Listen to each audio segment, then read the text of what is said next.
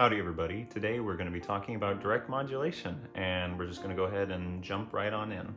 So direct modulation is something where you're going from one key center to another in more or less of an abrupt manner.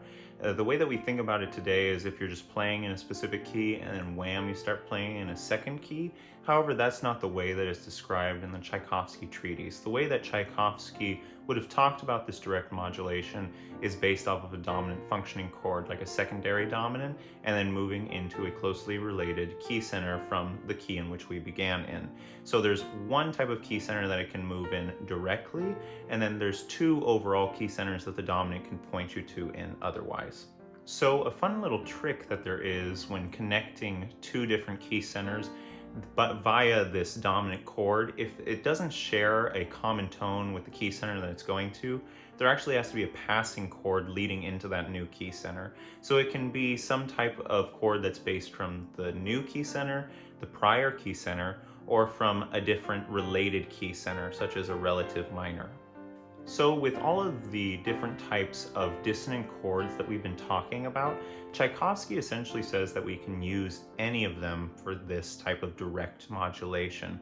There are some that work better, such as obviously a dominant seventh, a dominant ninth, even a minor ninth. However, he strongly recommends that you consider these types of tones that are going to be the relations between the two key centers, because when we don't get these right, we end up having nasty cross relations between the keys, and that is something we definitely want to avoid. Tchaikovsky also mentions that if we prolong some type of cadence or cadential zone, especially in the key that we're moving to, we actually show that shift in tonality. And also just some notes on the figured bass. So if we have a slash that goes through any of the numbers, it means that we're going to be raising the tone a semitone. And also it's possible that there's going to be a plus made as an addendum to a number in a figured bass, so as to show the same exact thing. There are also exercises in this chapter similar to the beginning of the treatise of different ways that we can connect a bunch of different tonalities or different zones of keys. And so it's obviously optional if you want to do this, but it would be very intense, I think, and good, honestly, if you did this optional practice.